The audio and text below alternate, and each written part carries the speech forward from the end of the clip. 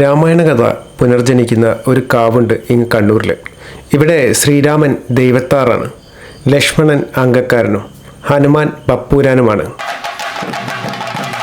യുദ്ധകാണ്ഡത്തിലെ ബാലി സുഗ്രീവ യുദ്ധം ഇവിടെ നടക്കുന്നു. രാമായണം ദൃശ്യവൽക്കരിക്കുകയും അവതരിപ്പിക്കുകയും ചെയ്യുന്ന അപൂർവം ക്ഷേത്രങ്ങളിലൊന്നാണ് ആണ്ടാർവില്ലൂർക്കാവ് എന്ന ആണ്ടല്ലൂർക്കാവ്.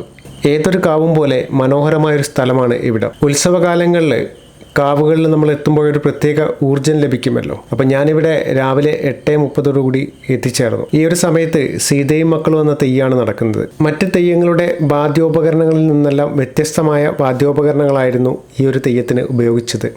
സീതയും മക്കളും എന്ന തെയ്യത്തിൽ മക്കളായിട്ട് 2 കുഞ്ഞു കുട്ടികളായിരുന്നു തെയ്യക്കോലം കിട്ടിയത്. ഈ ഒരു തെയ്യം അതിരാളരും മക്കളും എന്ന പേരിലാണ് അറിയപ്പെടുന്നത്.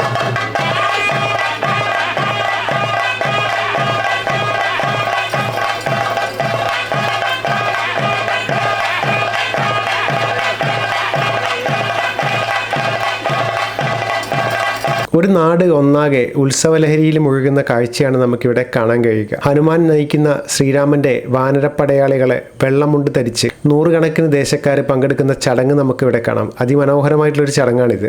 ഒട്ടനവധി ആചാരങ്ങൾ കൊണ്ട് നിറഞ്ഞതാണ് ആണ്ടല്ലൂർക്കാവിലെ ഉത്സവം.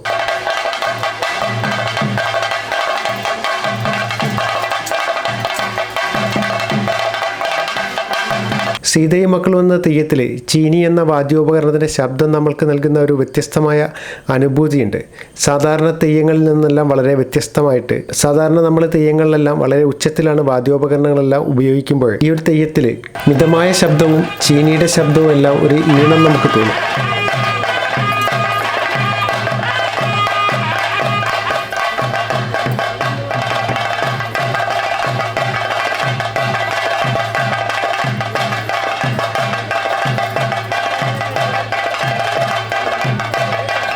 കുറച്ച് സമയത്തിന് ശേഷം ക്ഷേത്രത്തിൻ്റെ മുൻവശത്തേക്ക് മാറിയ തെയ്യം ഭക്തർക്ക് അനുഗ്രഹം നൽകുന്ന കാഴ്ചയാണ് നമുക്ക് കാണാൻ കഴിഞ്ഞത്. അതിനുശേഷം നമ്മൾ കാണുന്നത് വേട്ടക്കുരുമകൻ, ബപ്പൂരാൻ, തൂവക്കാരൻ, ഇളങ്കരുവൻ, ഏകദേശം 10ഓളം തെയ്യങ്ങൾ ഈ ഒരു 7 ദിവസങ്ങളിൽ ഇവിടെ കെട്ടിയാടുന്നുണ്ട്. എല്ലാ സമയത്തും നമുക്ക് തെയ്യം കാണാൻ കഴിയുന്ന ഒരു കാവ് കൂടിയാണ് കേട്ടോ ആണ്ടല്ലൂർക്കാവ്. പ്രധാന തെയ്യമായ ദൈവത്താറീശ്വർ രാത്രിയാണ് ഇറങ്ങുക. വ്യത്യസ്തമായ ആചാരങ്ങൾ നിറഞ്ഞതാണ് ഇവിടുത്തെ ഉത്സവം എന്ന് നമ്മൾ പറഞ്ഞല്ലോ. അങ്ങനെ നമ്മൾ ഇവിടെ നിന്ന് കിട്ടുന്ന പ്രഭാത ഭക്ഷണം എല്ലാം കഴിച്ച് കാഴ്ചകളെല്ലാം കണ്ട് ഏകദേശം ഉച്ച സമയമായി കേട്ടോ.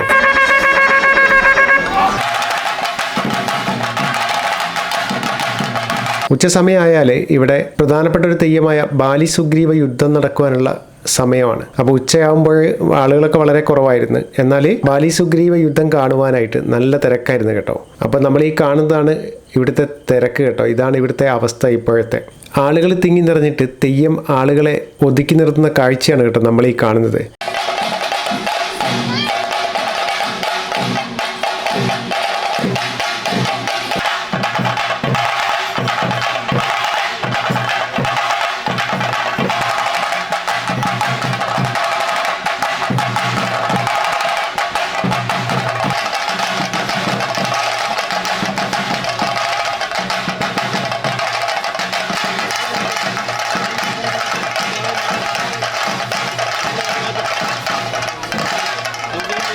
ബാലി സുഗ്രീവ യുദ്ധസമയത്ത് കൂടെ ഉണ്ടാകുന്നത് ബപ്പൂരാൻ തെയ്യാണ് കേട്ടോ. അപ്പോൾ ഈ ഒരു തെയ്യത്തിൻ്റെ ഏറ്റവും മനോഹരമായ ഒരു നിമിഷമാണിത് നമ്മൾ ഈ കാണുന്നത്. അംഗത്തിനായിട്ട് വരുന്ന തെയ്യത്തിൻ്റെ വരവ് ഒരു പ്രത്യേക രീതിയിലാണ് കേട്ടോ. തലകുലുക്കിക്കൊണ്ട് കണ്ണുരുട്ടിക്കൊണ്ട് ഓടി വരുന്ന കാഴ്ചയാണ് നമുക്ക് കാണാൻ കഴിയുന്നത്. വളരെ മനോഹരമായിട്ടുള്ളൊരു കാഴ്ചയാണ് നമുക്ക് ഈ ഒരു സമയത്ത് കാണാൻ കഴിയുക.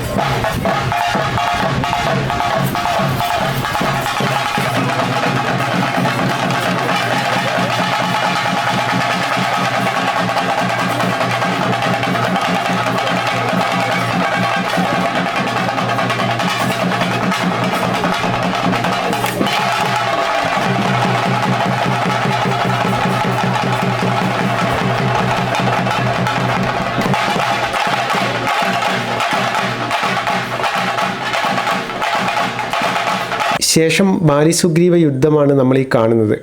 ബപ്പുരാൻ തെയ്യവും കൂടെ ഉണ്ടാവും. 7 ദിവസത്തെ ആണ്ടല്ലൂർ ഉത്സവം ഒരു ദേശമൊന്നാകെ ഉത്സവാഘോഷങ്ങൾക്കായി ഒന്നിക്കുന്ന കാഴ്ചയാണ് നമുക്കിവിടെ കാണാൻ കഴിയുക. അങ്ങനെ നമ്മൾ ഇവിടുത്തെ കാഴ്ചകളെല്ലാം കണ്ട് തിരിക്കുകയാണ്.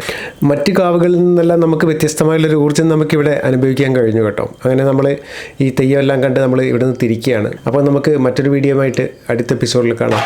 Okay, by.